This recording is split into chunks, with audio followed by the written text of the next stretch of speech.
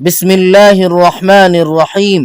صرف 5 منٹ کا مدرسہ قرآن و حدیث کی روشنی میں 12 ربیع الاول۔ نمبر 1، اسلامی تاریخ۔ اصحاب الجنہ یعنی باغ والے۔ قرآن کریم کی سورہ قلم میں باغ والوں کا تذکرہ آیا ہے۔ یہ یمن کے ایک علاقہ زوران کا رہنے والا تھا۔ اللہ تعالی نے اس کو خوب مال و دولت سے نوازا تھا۔ اس کے پاس ایک بہت ہی بڑا باغ تھا۔ اپنی پیداوار کا بڑا حصہ غریبوں اور مسکینوں پر خرچ کیا کرتا تھا۔ اپنے گھر والوں کا سالانہ خرچ نکال کر باقی مال اللہ تعالی کی راہ میں صدقہ کر دیا کرتا تھا۔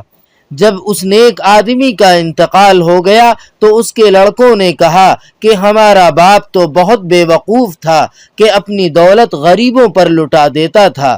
ہم ایسا نہیں کریں گے اور بالکل اندھیرے میں پھل توڑنے باغ میں جائیں گے تاکہ کوئی ضرورت مند آ کر ہم کو تنگ نہ کر سکے۔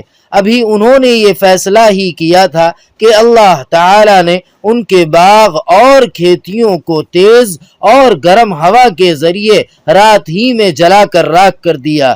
جب ان لوگوں نے وہاں پہنچ کر باغ اور کھیتی کی یہ حالت دیکھی تو افسوس کرتے رہ گئے اور اپنے برے فیصلے پر بہت شرمندہ ہوئے۔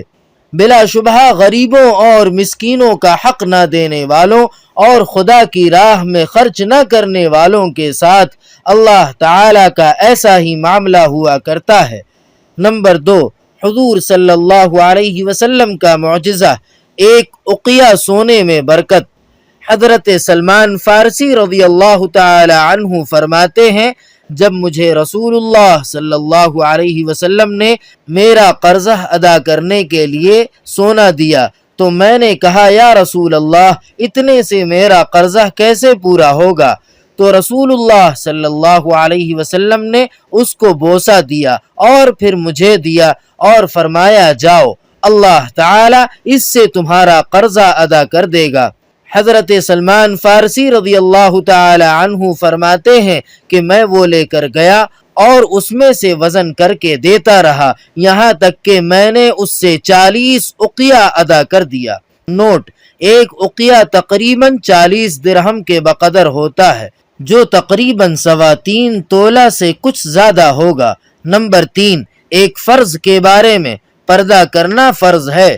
قرآن پاک میں اللہ تعالی فرماتا ہے، اے عورتوں تم اپنے گھروں میں ٹھہری رہا کرو اور دور جاہلیت کی طرح بے پردہ مت پھرو۔ خلاصہ، تمام مسلمان عورتوں کے لیے ضروری ہے کہ جب کسی شدید ضرورت کے تحت گھر سے نکلیں تو اچھی طرح بدن اور چہرے کو ڈھانک کر پردے کا خیال رکھتے ہوئے باہر جائیں، کیونکہ پردہ کرنا تمام عورتوں پر فرض ہے۔ نمبر 4، ایک سنت کے بارے میں، جہنم کے عذاب سے بچنے کی دعا۔ دوزخ کے عذاب سے بچنے کے لیے اس دعا کا اہتمام کرنا چاہیے۔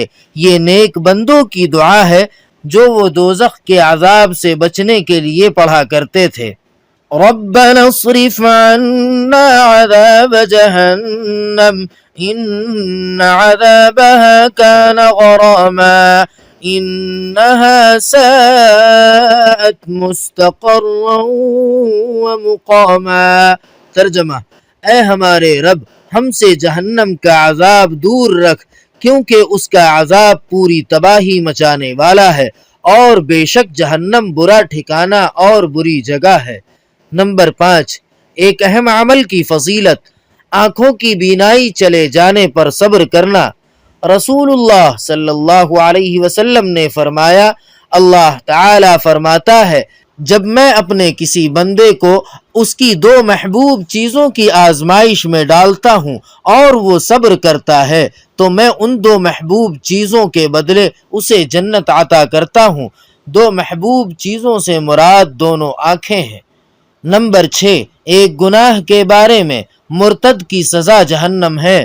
قرآن پاک میں اللہ تعالی فرماتا ہے، یقیناً جو لوگ ایمان لائے پھر کافر ہو گئے، پھر ایمان لائے پھر کافر ہو گئے، پھر اپنے کفر میں بڑھتے ہی چلے گئے تو ایسے لوگوں کو اللہ تعالی ہرگز نہیں بخشے گا اور ان کو سیدھی راہ بھی نہیں دکھائے گا۔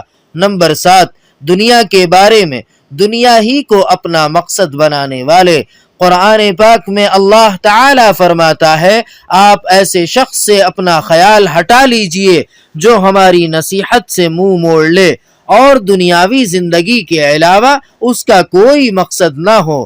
ان لوگوں کے علم کی پہنچ یہیں تک ہے، یعنی وہ لوگ صرف اسی دنیا کی چیزوں کے بارے میں جانتے ہیں اور اسی دنیا ہی کو مقصد بنا رکھا ہے۔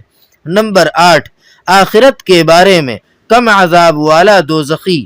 رسول اللہ صلی اللہ علیہ وسلم نے فرمایا، اہل جہنم میں سب سے کم عذاب میں وہ آدمی ہوگا جس کے قدموں کے اٹھے ہوئے تلووں کے نیچے 2 انگارے ہوں گے، جس سے اس کا دماغ اس طرح کھولے گا جس طرح تانبے کی گرم پانی والی ہنڈیا کھولتی ہے۔ نمبر 9، طب نبوی سے علاج، زمزم کے فوائد۔ حضرت ابن عباس رضی اللہ تعالی عنہ نے زمزم کے بارے میں فرمایا، یہ ایک مکمل خوراک بھی ہے اور بیماریوں کے لیے شفا بخش بھی ہے۔ نمبر 10، نبی صلی اللہ علیہ وسلم کی نصیحت۔ رسول اللہ صلی اللہ علیہ وسلم نے فرمایا، مال خرچ کرو اور مال کو ذخیرہ نہ کرو، ورنہ اللہ تعالی تم سے رزق کو روک لے گا، اور لوگوں سے مال کو روک کر نہ رکھو، ورنہ اللہ تعالی تم سے رزق کو روک لے گا۔ سبحان ربک رب العزت عما یصفون وسلام علی المرسلین والحمد للہ رب العالمین۔